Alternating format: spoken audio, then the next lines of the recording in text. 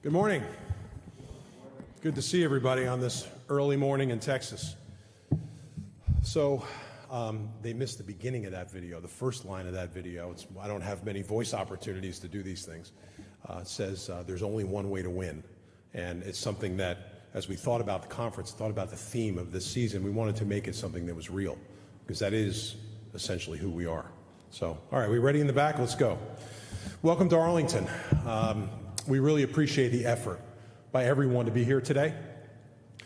We want to start by acknowledging some special people. Media Day always starts with a lot of thank yous. So our entire team at the American Conference, I can't thank these folks enough. Thank you for your hard work. These events take incredible coordination, and I'm really grateful to all of you for your remarkable effort that you've made.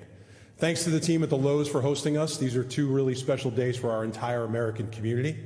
And thanks to our presidents, chancellors, athletics directors for the incredible support they continue to provide every day. We'd like to recognize Vice Admiral Yvette Davids, the new superintendent at the Naval Academy and the first woman to hold that prestigious honor. And we'd like to extend our best wishes to President Neil Smatresk of North Texas. He's retiring next week. We also welcome Harrison Keller, who will start his term as president with the Mean Green in August. We'd also like to take a moment to remember the late Joanne Epps, the outstanding president of Temple, who passed away in September. We thank Dick Englert for stepping in again as Temple's president, and we welcome John Fry, who will take office in the fall. We have three outstanding new athletic directors in this conference: Ed Scott at Memphis, Justin Moore at Tulsa, and David Harris at Tulane. We're really excited to bring their accomplished backgrounds and their thought leadership to the American. It's great to see a couple of our ADs here today, Jared Mosley from North Texas and Lisa Campos, and the future commissioner of the American from UTSA. And welcome to our bowl partners from the Cotton, Frisco, Fenway, Independence, Armed Forces, and Cure Bowls. It's a pleasure to see our office mates from the College Football Playoff, Byron Hatch and Katie Cavender. They brought along some inspiration for our student athletes. A chance to get up close to that national championship trophy before you start chasing it this season. Thanks to our partners at ESPN. Clint Overby is here with us today. For everyone watching on ESPN Plus, welcome as well. The entire team at ESPN is so dedicated to the unscripted drama of sports, capturing moments in time, telling the story of our student athletes and our institutions. Welcome back to our 12 returning head football coaches, and a warm welcome to the two new coaches, John Summerall from Tulane and Coach Jeff Monken at Army.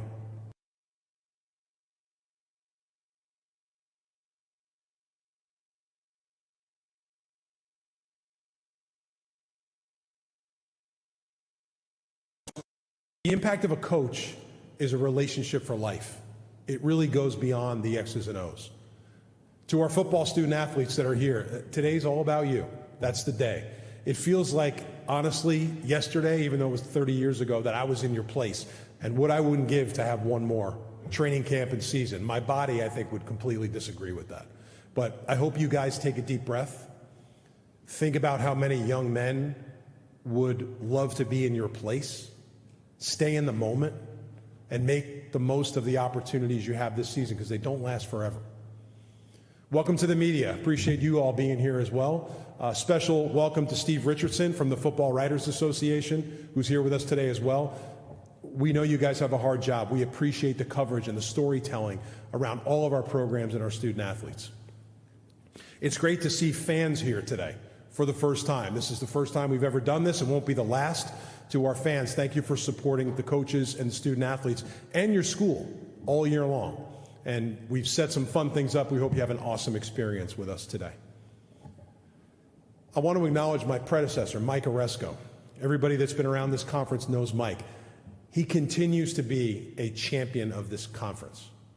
Mike has been incredibly generous with me, sharing his time and his insights and his stories and his history during the transition. It's been terrific.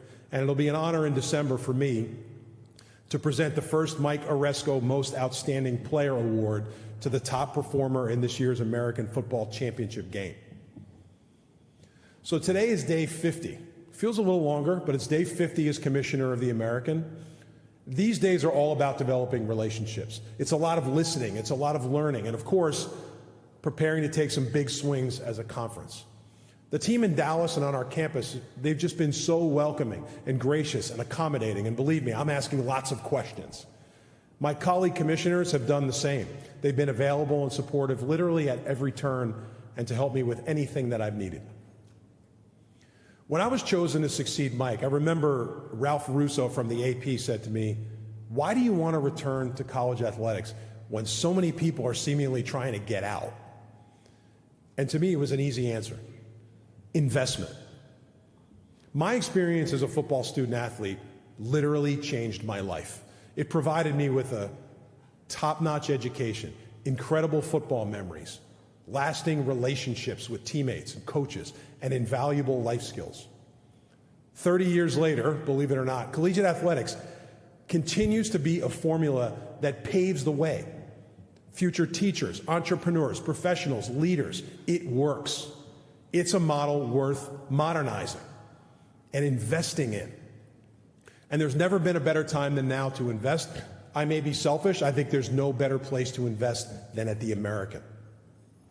Invest in our brand, our business, our people.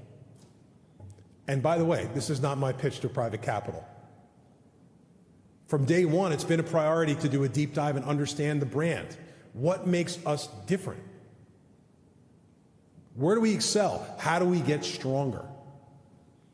Because investing in the brand is not just about games. It's not just about what fans see on Saturday. It's about building sustainability, creating a legacy, delivering an unrivaled student-athlete experience, and capturing the hearts of our fans. And here are some facts. During the 2023 season, the American had approximately 2.5 million fans that attended our football games, the most of our peer group. Our brand was also the most talked about in comparison to our peers, dominating the conversation at 33%.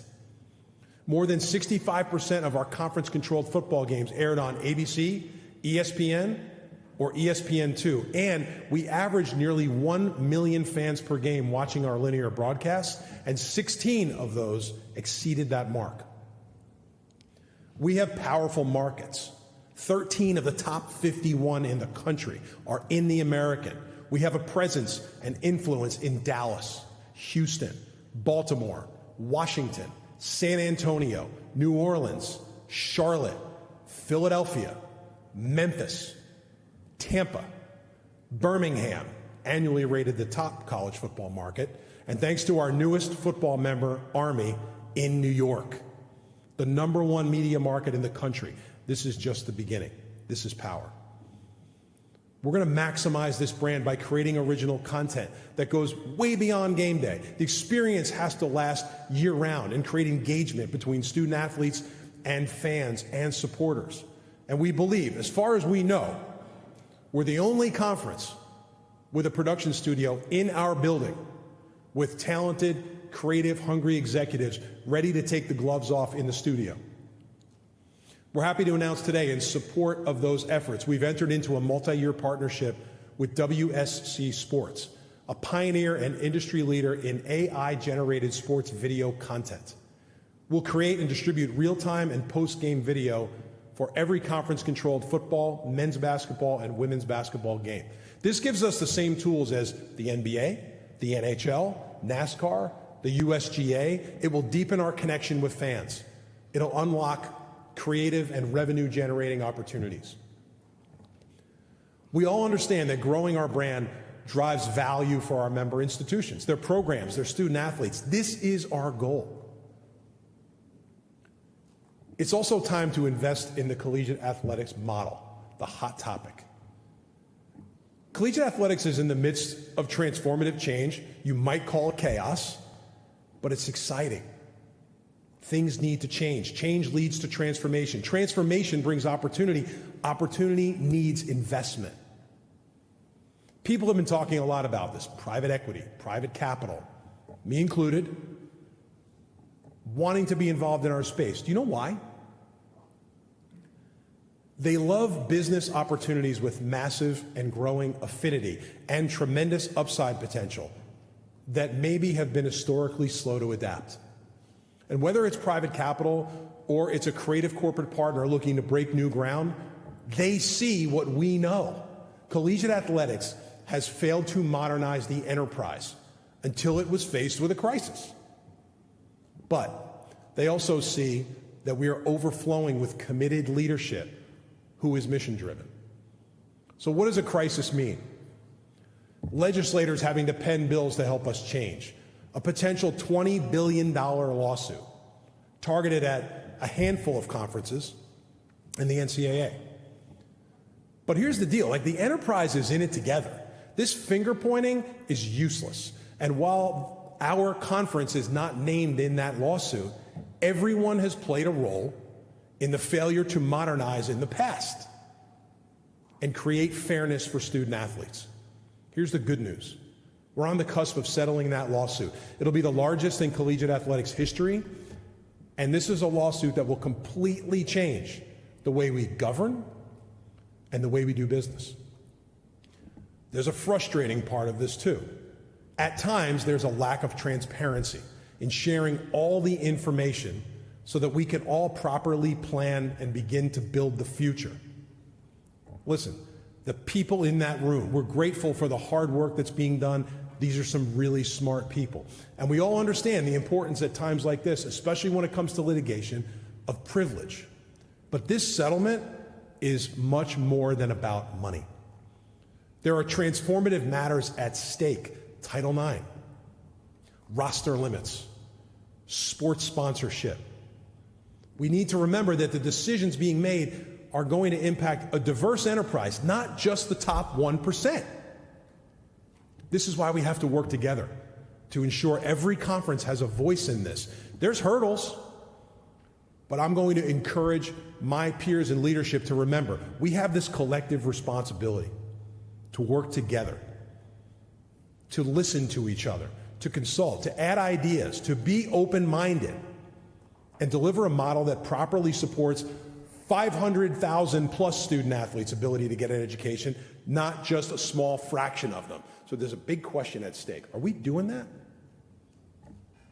In the American, our student athletes, coaches, administrators want to understand. They want to have a voice. This is logical. These decisions that are being made will determine their futures and how they should conduct their business. This potential settlement is going to shape a new enterprise, and that's when the work begins, to work together on a model, on a model that provides sustainability in the future. We owe this to the young people of the conference. Having experience in the private sector and on campus, I understand how to evaluate businesses. And I can tell you that innovation starts with collaboration. You have to choose the right partners. You have to have a cultural fit. You have to create alignment. Today it seems like everybody just talks about the dollars. That's not the only factor. But here's the deal. Let's not spend a minute lamenting the state of college athletics.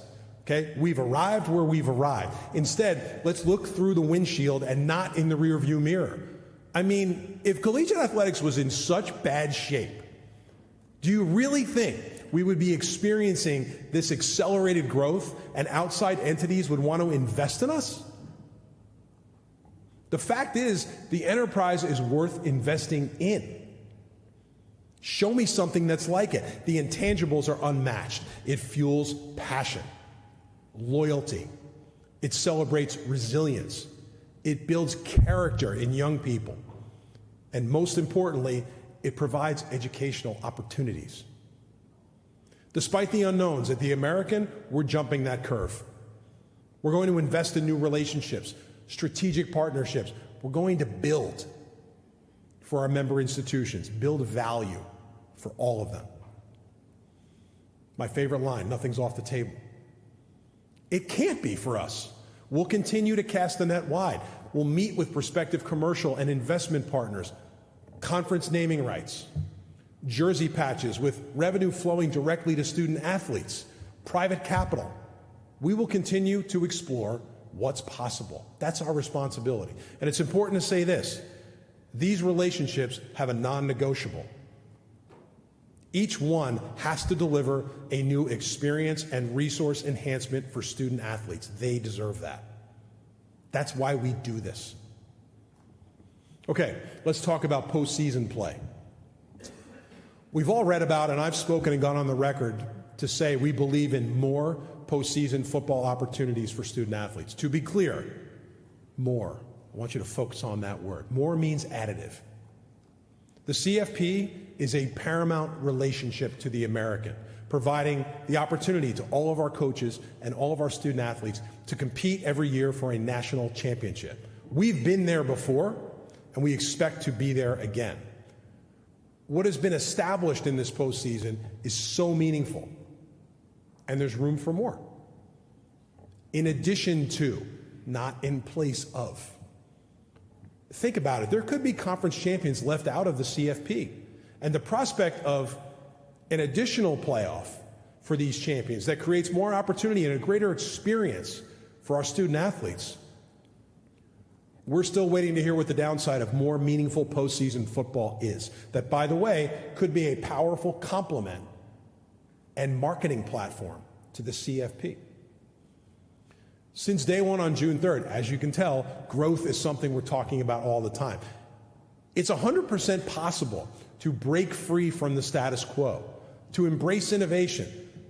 Sometimes people will read a quote and say, well, are we doing that? We're just talking about these things. It's time to modernize the business and preserve what's special about college sports. This is what we're doing. We also believe in investing in people.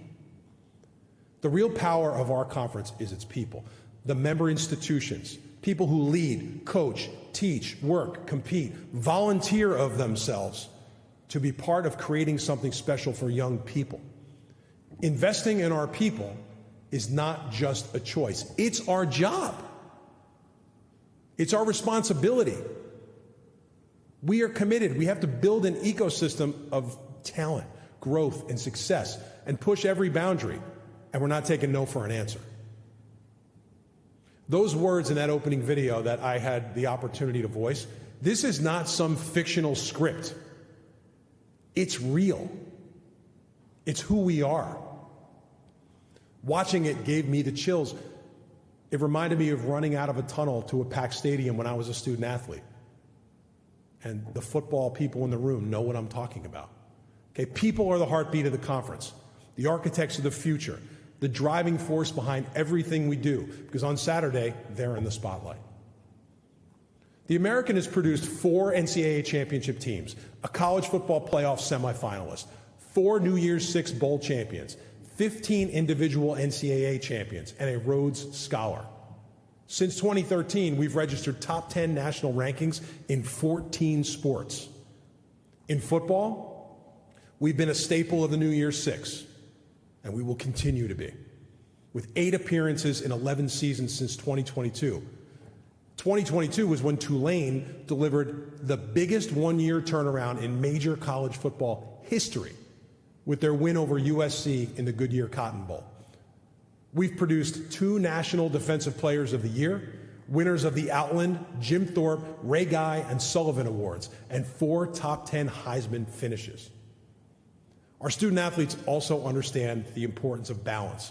The balance is on display every year at our academic symposium. It's a centerpiece of research, collaboration, faculty and students getting together. The findings and these presentations are directly benefiting our student athletes. We're also enormously proud of the work of our Student Athlete Advisory Committee. They're raising awareness for mental health. Powerful Minds, their program is making a huge difference. Chris Paul, not that guy, not the one from the State Farm commercials, the lineman for the Washington Commanders. He has been a champion of this program back to his days on campus at Tulsa. We had a record number this year. More than 3,500 student athletes were members of the all-academic team, including 10 football student athletes that are with us today. Our dedicated and exceptional people are what the conference is about. For me, I'm proud to work alongside all of these folks. I understand what my responsibility is, and we're united in the mission. Every one of these student athletes gives us a reason to invest of ourselves every single day. I'd like to close by saying this, and a lot of you are getting to know me, and a lot of you do know me. I just wear it on my sleeve. I wear my heart on my sleeve. I'm as pumped up today for the kickoff of the American as I was 30 years ago as a 275-pound tight end from New Jersey. For the players in the room, that was an acceptable weight for a tight end back then, just so you know. Being here brings to the forefront the competitive nature that we all have. And I know this, our coaches and student athletes will represent this conference with class, with grit, and with determination. I can't wait. I'll be out there. I can't wait to watch you compete this fall. The return on our investment in you cannot measure. You cannot bottle. So it's your time now. It's your opportunity. Go show the world the American way. All right, with that, I'm going to throw it to Chuck for questions. All right, we do have time for a few questions in the room. Please raise your hand. We will get a microphone to you. And then for the benefit of Tim, please introduce yourself and your media outlet.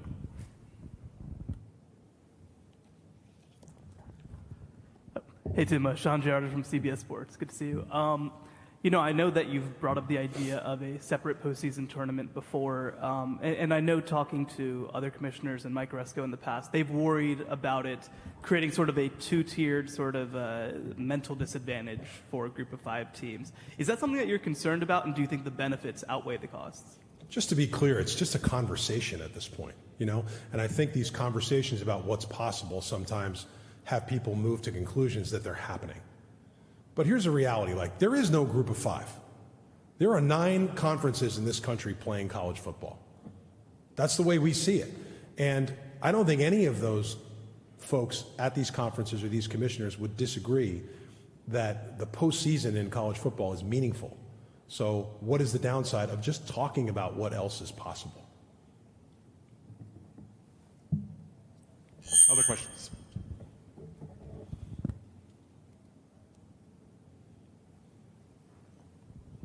Dan Tortora, wakeupcalldt.com.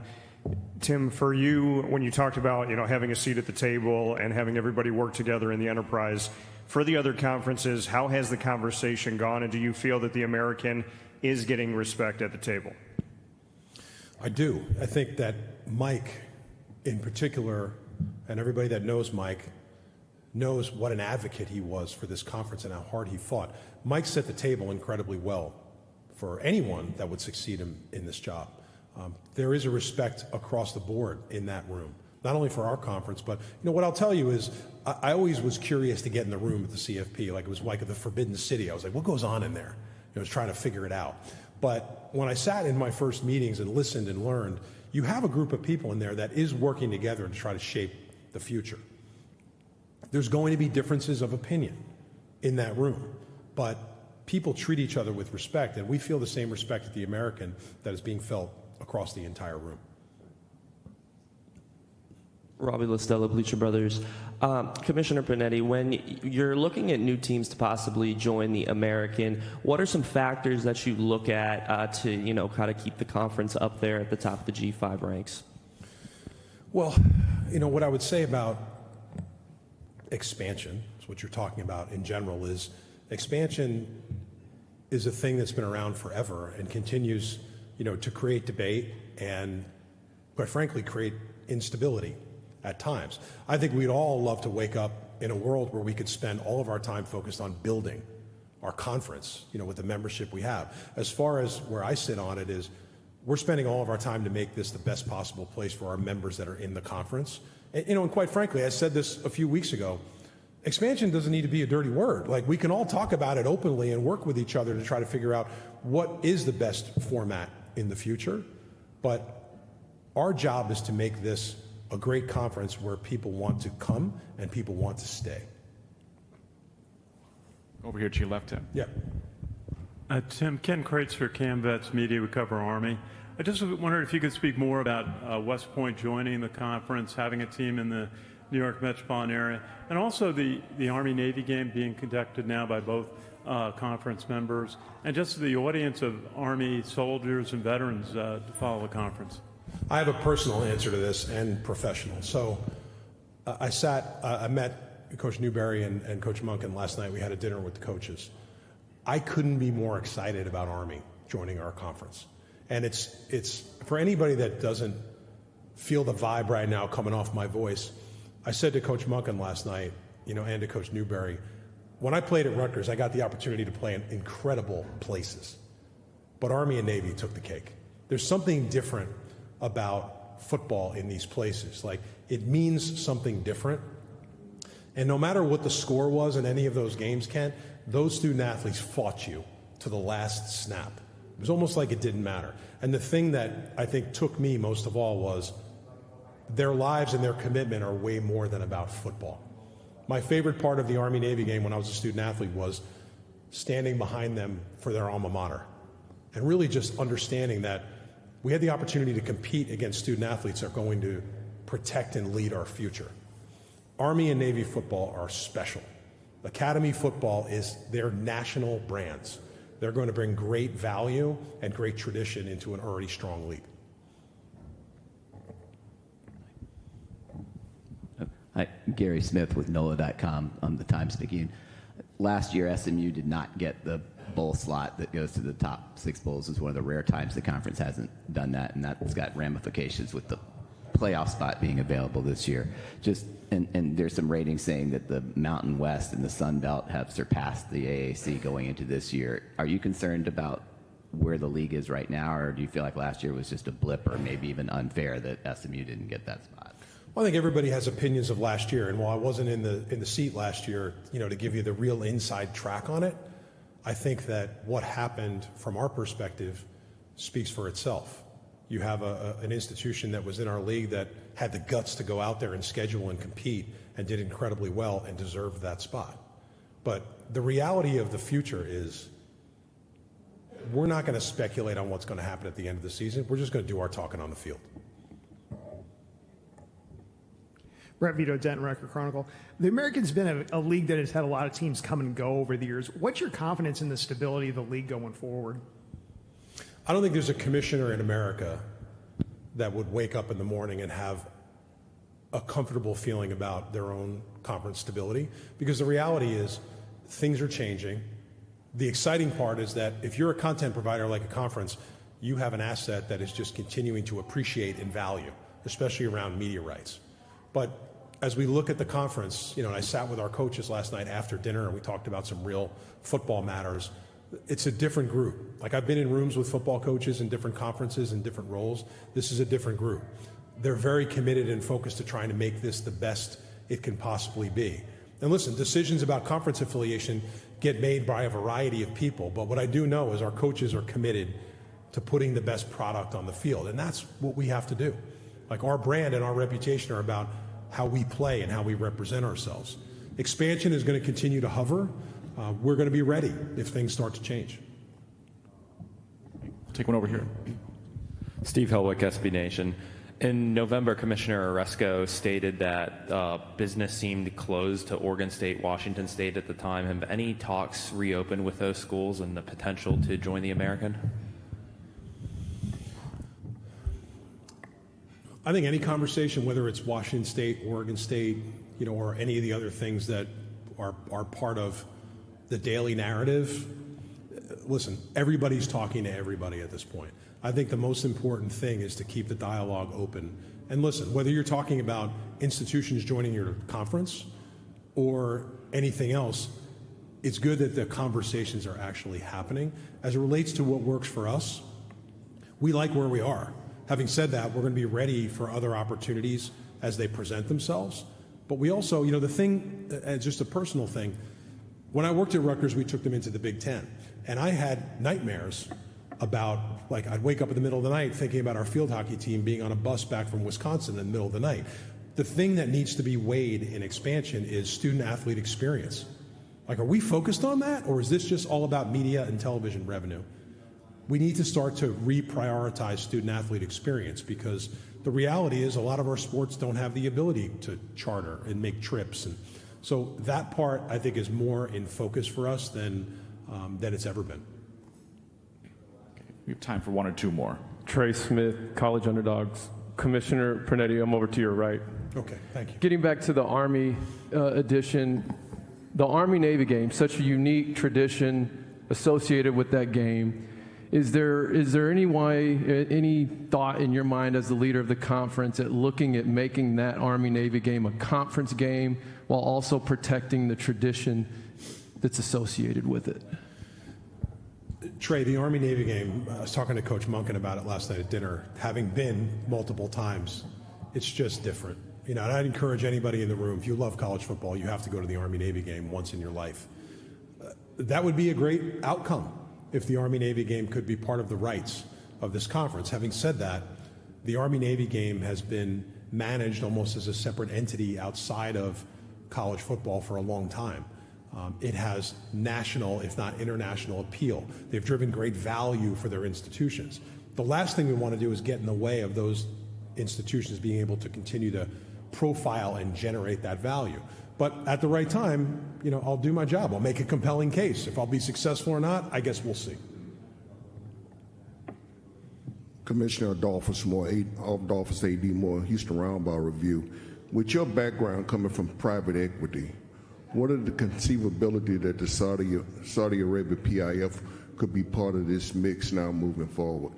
Which group did you say in particular? The Saudi Arabia Public Investment Fund. Yeah, so, I mean, I haven't had any conversations with folks there. I don't know anybody there.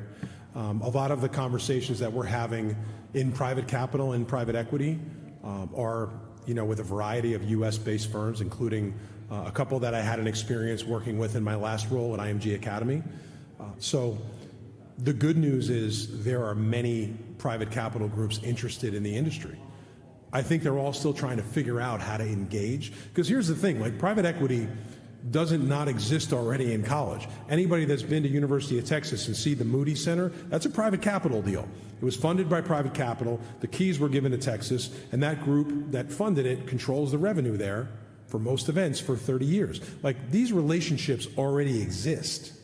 But as it relates to investing in a conference and betting on the value we can create in the future, that's where the conversations are happening. And they're encouraging. There's a lot of people interested, but I think that speaks to the affinity of what we do. Commissioner, thanks for the time at the podium. We'll let the coaches and student athletes begin their rotations here. We'll be back up with the coaches at the podium starting in about 5 minutes with Coach Dilfer. Thank you, everybody.